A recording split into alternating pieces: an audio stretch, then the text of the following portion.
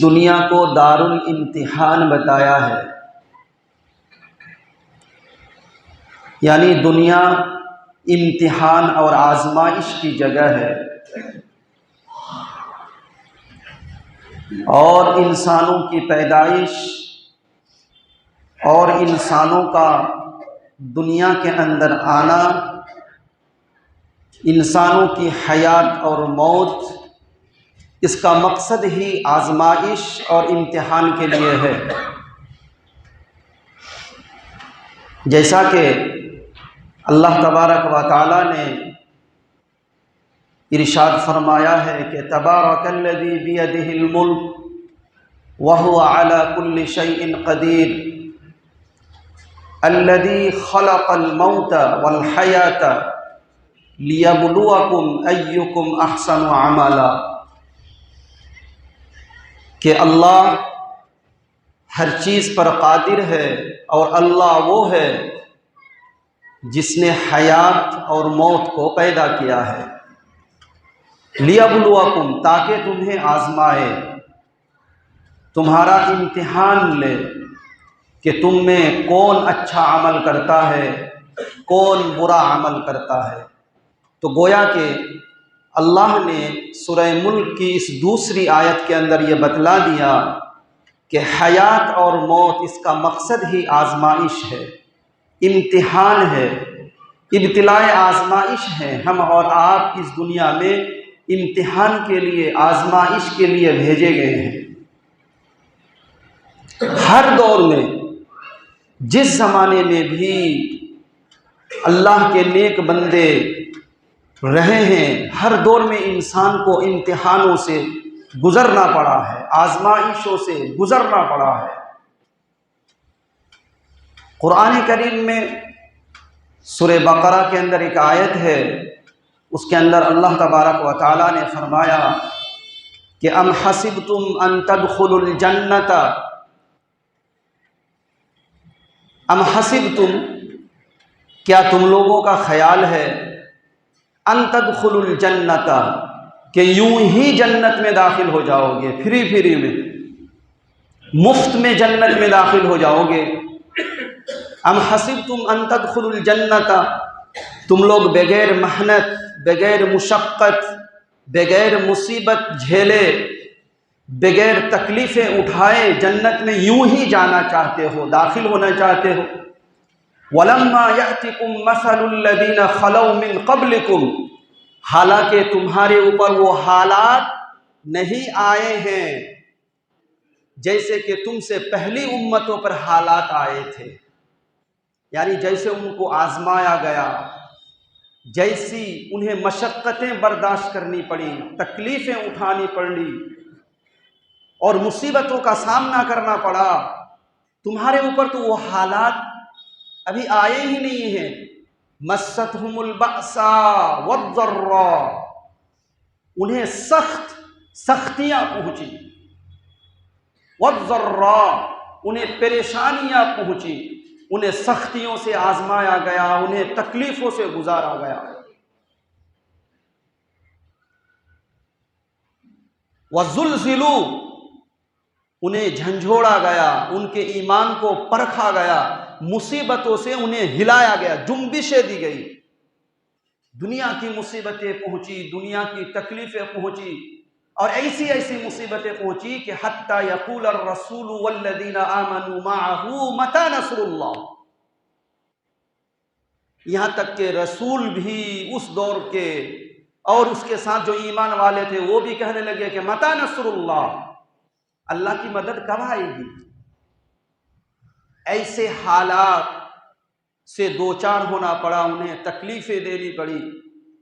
किन किन तकलीफ़ों से उन्हें गुजारा गया, जैसा कि मैंने सूरह बुरूज 30वें पारे की एक सूरत है, इसको सूरह बुरूज बोलते हैं।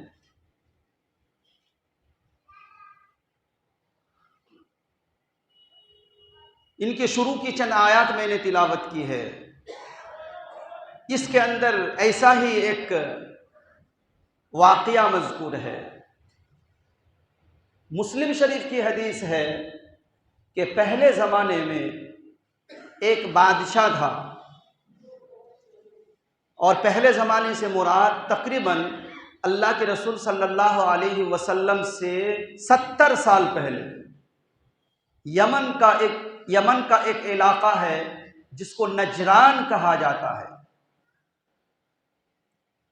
अल्लाह के रसूल सल्लल्लाहु अलैहि वसल्लम के दुनिया में तशरीफ़ लाने से पहले यमन के उस इलाके में एक बादशाह की हुकूमत थी जिसका नाम यूसुफ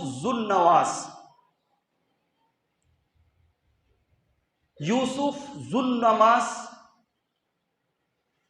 बिन तुब्बा अल-हिमयरी एक बादशाह गुजरा है।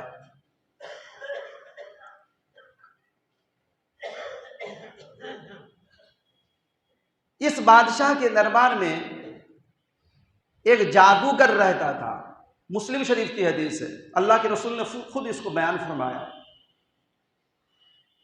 तो वो जादूगर जब बूढ़ा होने लगा तो उसने एक दिन बादशाह को कहा कि मुझे एक तेज तर्रार ज़हीन फतीन लड़का ढूंढ कर दे दीजिए, उसको मैं अपना इल्म सिखा देना चाहता हूं ताकि मेरे बाद जब भी आपको कोई ज़रूरत पड़े वो बच्चा आपकी मदद करे।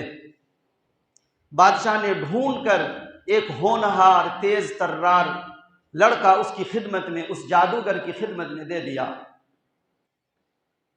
वो लड़का जिसका नाम अब्दुल्ला था, बाप का नाम तामिर था, अब्दुल्ला इब्ने तामिर, ये बच्चा जाने लगा जादूगर के पास जादू सीखने के लिए। नुजूमी था, बाज ने कहा है हदीस के अंदर काहिन का भी लफ्ज है। काहिन का मतलब होता है जो सितारों को देख करके भविष्य बताए।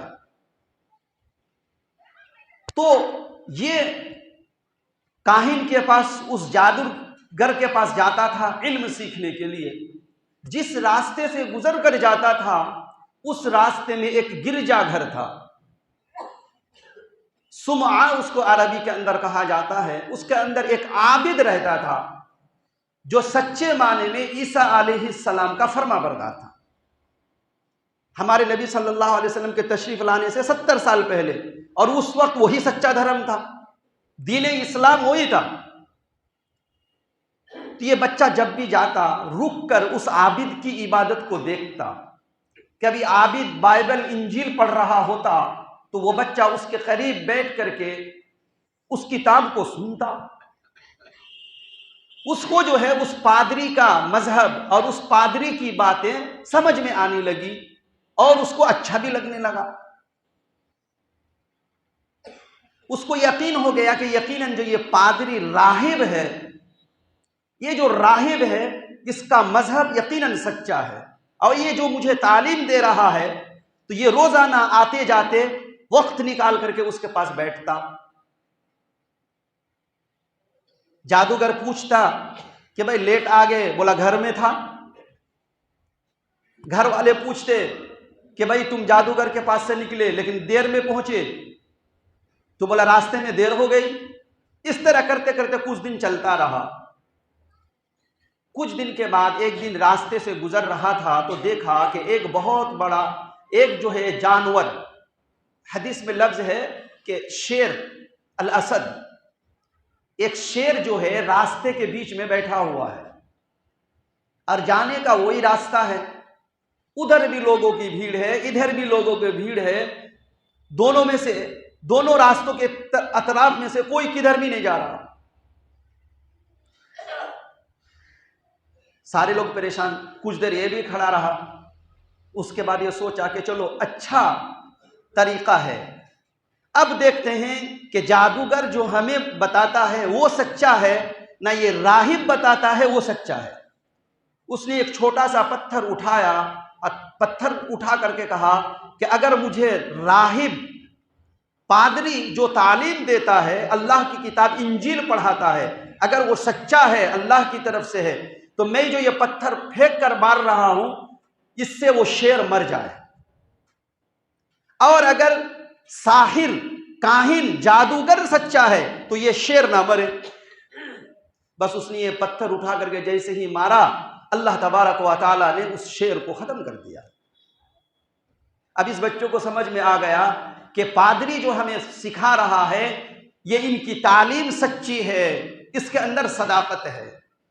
अब वहां पर जो लोग थे वो उनके भक्त बन गए कि भाई इसको तो कोई अजीब करिश्मा आता है कि हम लोग इतने देर से परेशान थे और इसने जो एक छोटा सा पत्थर उठाकर मारा और वो जो है दाब्बा या यूं कह लीजिए कि असद शेर जो है वो मर गया।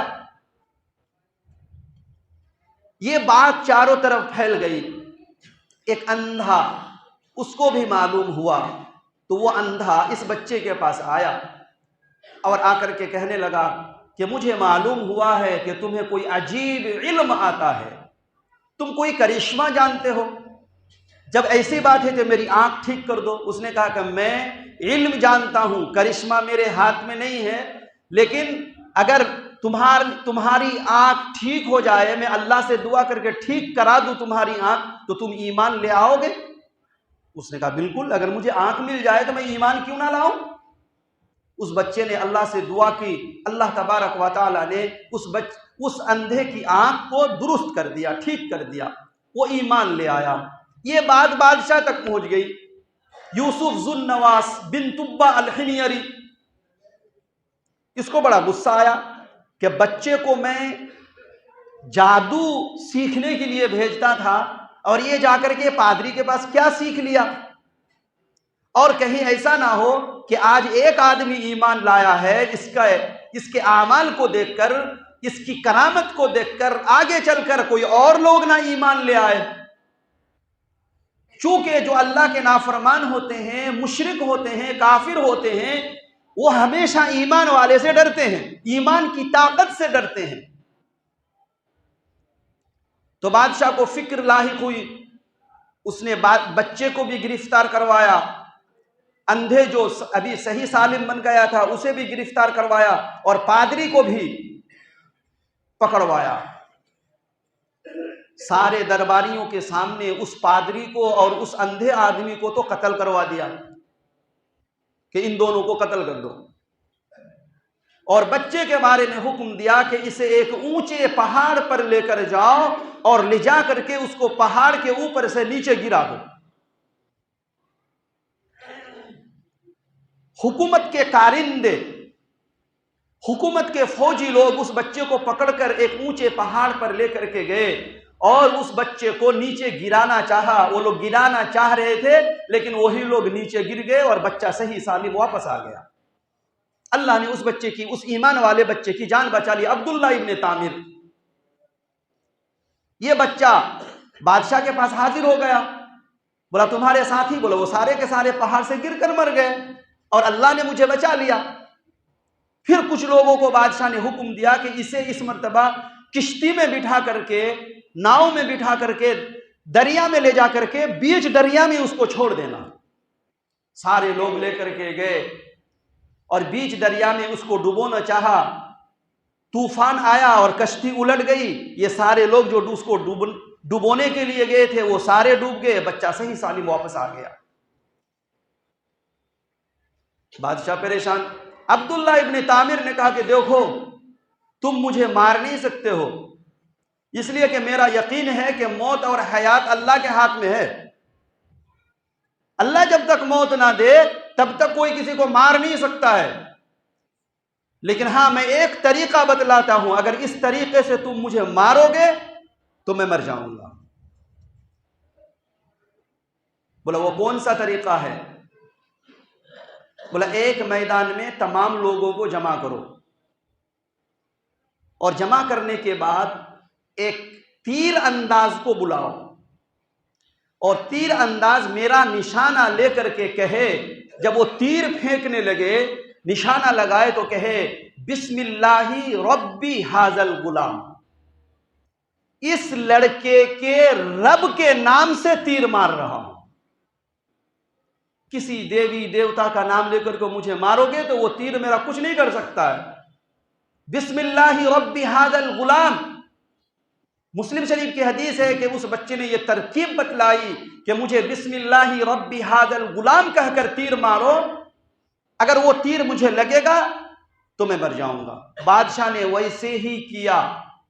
एक तीर अंदाज को बुलाया और बुलाने के बाद उसको कहा कि जब उसको तीर मारना तो कहना बिस्मिल्लाहि रब्बि हाज़ल गुलाम, इस लड़के के रब के नाम से।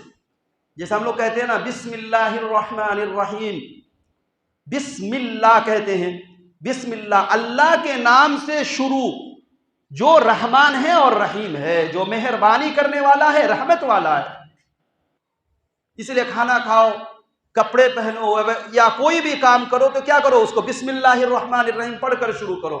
अल्लाह के रसूल ने फरमाया कि जो भी काम आदमी बिस्मिल्लाहिर रहमानिर रहीम कहकर शुरू करता है, अल्लाह उस काम को मुकम्मल करता है। और जो अल्लाह का नाम लेकर के उस काम को शुरू नहीं करता है तो अल्लाह ताला या तो बीच में या तो उसके आखिर अंजाम तक पहुंचाता नहीं है, वो काम मुकम्मल नहीं होता, अधूरा रहता है। और अगर अधूरा ना रहे तो कम से कम ये होता है कि अगर अल्लाह का नाम ना लिया जाए तो फिर क्या होता है, वो काम बेबरकत होता है, उसके अंदर बरकत नहीं होती है अगर अल्लाह का नाम ना लिया जाए तो। अब्दुल्लाह इब्ने तामिर को जैसे ही उस तीर अंदाज ने निशाना लगाकर बिस्मिल्लाहि रब्बि हाज़ल गुलाम कहकर तीर मारा, उसके कनपट्टी में तीर लगी और तीर लगने के बाद जो है वो अल्लाह का नाम लेते हुए इस दुनिया से रुखसत हो गया, शहीद हो गया। अब उसका शहीद होना था कि इतना बड़ा मजमा था वहां पर, उन लोगों ने सोचा कि बादशाह ने इसको पहाड़ से गिराकर मारना चाहा तो नहीं मार सका, पानी में डुबो कर मारना चाहा तो नहीं मार सका, लेकिन इस बच्चे के रब का नाम लेकर मारा तो बच्चे को मार दिया। तो इसका मतलब यह हुआ कि इस बच्चे का जो रब है वही सच्चा रब है। 12-13 हजार लोगों ने एक साथ कलमा पढ़कर मुसलमान हो गए पूरे मैदान के अंदर। बादशाह यूसुफ जुन्नुवास बिन तुब्बा अल-हिमयरी, ये जो यूसुफ बादशाह था, ये तो डर रहा था एक ईमान वाले से, अब 12,000 से ज्यादा ईमान वाले हो गए।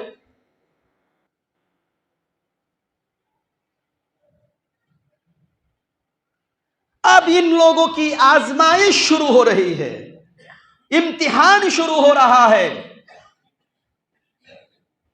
बादशाह ने अपने वजीर से मशवरा करके गड्ढे खुदवाए, बड़े बड़े खंदक, और खंदक खुदवाने के बाद उनके अंदर लकड़ियों को रखा और उन लकड़ियों में आग लगाया। आग के शोले खूब जब बड़े बड़े और ऊंचे ऊंचे हो गए, एक एक ईमान वाले को जो 12,000 से जायद में की तादाद में थे, एक एक को पकड़ कर लाता और कहता कि या तो तुम जो नया नया मुसलमान हुए हो, ईमान लाए हो, उस ईमान से इनकार कर दो, उस दीन को छोड़ दो, या तो आग जलती हुई आग में डाल देंगे। फैसला करना है। आज मुसलमान के घर में पैदा होकर हमारा ईमान उतना मजबूत नहीं, मैदान के अंदर ईमान लाया और बादशाह ने जेल में डलवा दिया और उसके बाद ही खंदक की खुदाई शुरू हुई, आग को जलाया गया, एक एक ईमान वाले को बुलाया गया कि या तो ईमान से इनकार करोगे या तो फिर जो है आग में छोड़ देंगे। 12 के 12,000 मुसलमानों को एक एक कर करके आग में डाल दिया गया, लेकिन बाल के बराबर भी कोई ईमान से पीछे नहीं हटा। मुस्लिम शरीफ की हदीस है, यह है आजमाइश, यह है कुर्बानी।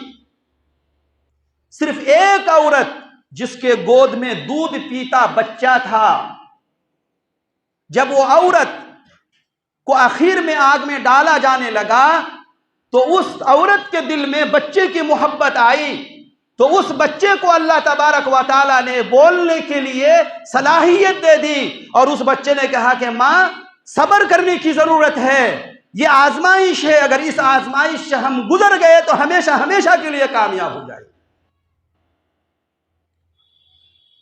यह सिर्फ उस दौर की बात नहीं थी, हर दौर में बेदीनों ने, काफिरों ने, मुशरिकों ने ईमान वालों को ईमान से, दीन से, इस्लाम से हटाने की हर मुमकिन कोशिश की है।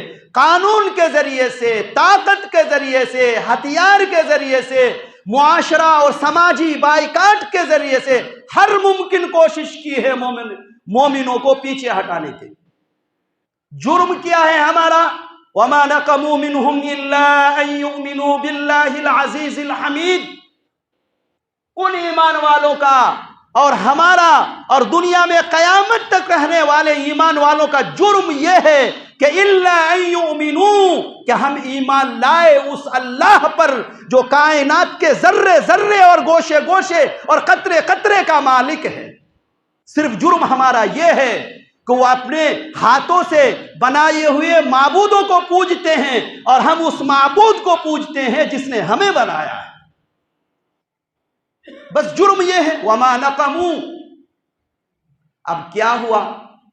अब जाहिर में लगा कि भाई ईमान वालों की जान चल गई, लेकिन हकीकत में वो जो इस दुनिया से ईमान के साथ रुखसत हो गए, ये तो असल कामयाबी है। ज़ालिकल फ़ौज़ुल कबीर, ये बहुत बड़ी कामयाबी है। और हर जमाने के काफिर, चाहे वो इस जमाने का हो, चाहे उस जमाने का हो, या बाद में आने वाला जमाना हो, काफिर काफिर ही होता है। समझ रहे हैं? इनमें जर्रा बराबर फर्क नहीं होता। आपको लगता है हमारे पड़ोस में रहता है, हमारे इलाके में रहता है, हमारे मुल्क में रहता है, ईमान वाले के लिए उनके दिल में जर्रा बराबर रहम नहीं है। अगर ईमान वाले के लिए जर्रा बराबर उसके दिल में रहम रहता तो फिर तबरेज अंसारी को उस तरह जो है पीट पीट कर कत्ल कर देता। ये जो मॉब लॉन्चिंग की जा रही है कि कभी चोर कहकर, कभी डकैत कहकर, कभी एक्सीडेंट के बहाने से, कभी कुछ का इल्जाम लगाकर मुस्लिम नौजवानों को बेरहमी से सड़कों के अंदर, बाजारों के अंदर, बड़े बड़े शहरों के अंदर पीट पीट कर शहीद कर दिया जाता है। जर्रा बराबर अल्लाह तबारक व तआला ने उन लोगों का मंजर, ये जो 12,000 को जलाया गया ना, अल्लाह ने कहा इज़हुम अलैहा क़ुऊद, आग जो जल रही थी तो उस जमाने के काफिर और मुशरिक लोग कुर्सी लगाकर बैठ करके देख रहे थे। मुसलमानों को एक एक करके आग में जलाया जा रहा था और ये लोग मजे मजे लेकर के देख रहे थे। जर्रा बराबर इनके दिल में रहम नहीं था। अल्लाह ने नक्शा खींचा, इज़हुम अलैहा क़ुऊद वहुम अला मा यफ़अलून बिल मुमिनीन शुहूद। आग के खंदक के किनारे किनारे कुर्सी लगाकर बैठे हुए थे और उन 12,000 मुसलमानों को जो आग में एक एक करके जलाया जा रहा था देख करके लुत्फ अंदोज हो रहे थे, मजे ले रहे थे। शुहूद का मतलब है देखना, अपनी आंखों से देख रहे थे, लेकिन जर्रा बराबर, बाल के बराबर भी उनके दिल में किसी ईमान वाले के बारे में रहम नहीं आया। ये हर जमाने के मुशरिक है जो हर मुमकिन मुसलमानों को दीन हक से हटाने की भरपूर कोशिश करते हैं। इसीलिए अल्लाह तबारक व तआला ने कहा है, सूरे बकरा की आयत है, वला नबलुवन्नकुम बिशैइन मिनल खौफ वल जू, हम तुम्हें जरूर आजमाएंगे। अल्लाह कह रहा है हम तुम्हारा जरूर इम्तिहान लेंगे। ईमान वालों, घबराने की जरूरत नहीं है। वला नबलुवन्नकुम बिशैइन मिनल खौफ वल जू, हम तुम्हारा इम्तिहान करेंगे, हम तुम्हें आजमाइश में डालेंगे, हम तुम्हारे ईमान को जांचेंगे। कैसे? मिनल खौफ, कभी डर के जरिए से, वल जू, कभी भूख के जरिए से। डर लगेगा कि काफिर लोग हमें मार देंगे, रास्ते में हम निकल कर जा रहे हैं। कभी ऐसा लगेगा कि राइट होने वाला है, वो हमें और हमारे बाल बच्चों को खत्म कर देंगे, ऐसी हुकूमत आ जाएगी वो हमें खत्म, ऐसा डर खौफ। वलजू, हम मुसलमान हैं, मुसलमान होने की वजह से हमें बड़ी बड़ी जगहों में, अच्छी अच्छी जगहों में डिग्रियां रहने के बावजूद नौकरियां नहीं मिलती। आज मुसलमान होने के लिए हमें बहुत सारी जगहों में दुकानें नहीं मिलती, जमीनें नहीं मिलती कि ये मुसलमान हैं, इन्हें यहाँ जमीन मत दो, इन्हें दुकान बिजनेस करने के लिए ना दो, अपने मोहल्ले में मुसलमान को सब्जी बेचने ना दो। अल्लाह कह रहा मिनल जू, कभी लगेगा अगर इस तरह की सूरत हाल रही तो हम कैसे खाएंगे, हम तो भूखे मर जाएंगे। अल्लाह कह रहा इसी जरिए से हम तुम्हारे इस ईमान को जांचेंगे कि देखेंगे कि भाईचारा के लिए छठ के मौके पर वो पूजा वाली थाली लेकर के गंगा में स्नान तो नहीं करने आ रहा ना, दिखा रहा है, ये सबको लेकर के चल रहा है। ये ऐसा, ये मुसलमान नहीं है, वो मुनाफिक है। जो टोपी लगाकर दाढ़ी रख करके अपना नाम हाजी बतलाता है, ये बतलाता है, और फिर पूजा में, छठ में, दिवाली में और दुर्गा में सब में शिरकत कर रहा है। अगर इसके दिल में राई के दाने के बराबर भी ईमान होता तो ये कमबख्त उनके मेले में या उनके पूजे में शिरकत नहीं करता। हमने तो बताया कि ईमान और कुफ्र ऐसा है जैसा कि धूप और साया। अगर साया हो धूप ना होगी, जैसे कि आग और पानी, जहां आग होगी वहां पानी नहीं होगा और जहां पानी होगा वहां आग नहीं होगी। अगर कोई टोपी लगाकर, दाढ़ी लगाकर, अपना नाम मुसलमान नाम बताकर छठ पूजे में शिरकत करता है, उनके तरह फल फ्रूट खरीदता है, पानी में गंगा स्नान करने के लिए जाता है, उनकी तरह दिवाली मनाता है, होली खेलता है, वो जर्रा बराबर भी उसके दिल में ईमान है ही नहीं है। वो मुशरिक है, वो काफिर है। ये कैसा ईमान है? ये कैसा ईमान है उसके पास? हो ही नहीं सकता है उसके पास ईमान। तो हर दौर के मुशरिक ने, हर दौर के काफिर ने, अल्लाह कह रहा बिशैइन मिनल खौफ वल जू, कभी डर से कभी भूख से हम तुम्हें आजमाएंगे। और क्या? वनक्सिम मिनल अमवाल, मालों की कमी से, तिजारत में घाटा लगेगा। वल अनफुस, जानों की कमी से, कभी बेटा मरेगा, कभी बेटी मरेगी, कभी माँ का इंतकाल हो गया, कभी दोस्त का इंतकाल हो गया, कभी जिससे हम मोहब्बत करते हैं उसका इंतकाल हो गया। वनक्सिम मिनल अमवाल वल अनफुस, तकलीफें के जरिए से, बीमारी आ गई, बीमारी नहीं छूट रही है, तकलीफें नहीं जा रही, अल्लाह कह रहा हम इन्हीं के जरिए से तुम्हें परखेंगे, हम तुम्हारा इम्तिहान करेंगे। हाँ, वस्समरात, आम में फल नहीं आया, कहत साली की वजह से खेती के अंदर धान नहीं हुआ, गेहूं का अनाज नहीं हुआ बारिश ना होने की वजह से। अल्लाह कह रहा है इन चीजों के जरिए से हम तुम्हें आजमाएंगे कि देखो बारिश और धान का होना और खेत के अंदर जो है फसल का होना और जो है दरख्तों के अंदर फलों का आना, ये सब हम तुम्हारी आजमाइश के लिए कर रहे हैं कि देखे तुम दुनिया की मुसीबतों से घबरा कर हमें याद करते हो, गुनाहों से तौबा करते हो या फिर क्या करते हो। हाँ, फिर उन ईमान वालों के लिए खुशखबरी है, वक्त हो गया है। ईमान वाले के लिए खुशखबरी है जो हम लोग मरते वक्त दुआ पढ़ते हैं, नहीं, अल्लज़ीना इज़ा वबश्शिरिस साबिरीन, ऐसे सब्र करने वालों को खुशखबरी सुना दीजिए कि जब उन्हें कोई मुसीबत पहुंचती है तो कहते हैं इन्ना लिल्लाहि व इन्ना इलैहि राजिऊन। बोल रहे हैं लेकिन समझते हैं इसका मतलब और तर्जमा समझ लीजिए। इन्ना लिल्लाहि, मौत की खबर सुन करके कहते हैं ना, इन्ना लिल्लाहि व इन्ना इलैहि राजिऊन। ये कुरान की आयत है। इन्ना लिल्लाहि, हम लोग सब अल्लाह के हैं। इसका क्या मतलब हुआ? इन्ना लिल्लाहि का मतलब हम लोग सब किसके हैं? अल्लाह के हैं। मैं भी अल्लाह का, मेरी औलाद भी अल्लाह की, मेरे माँ बाप भी, मेरी जमीन जायदाद भी, सब कुछ इन्ना लिल्लाहि, हमारा सब कुछ अल्लाह का है। व इन्ना इलैहि, और हम सब अल्लाह की तरफ राजिऊन, लौट कर जाने वाले हैं।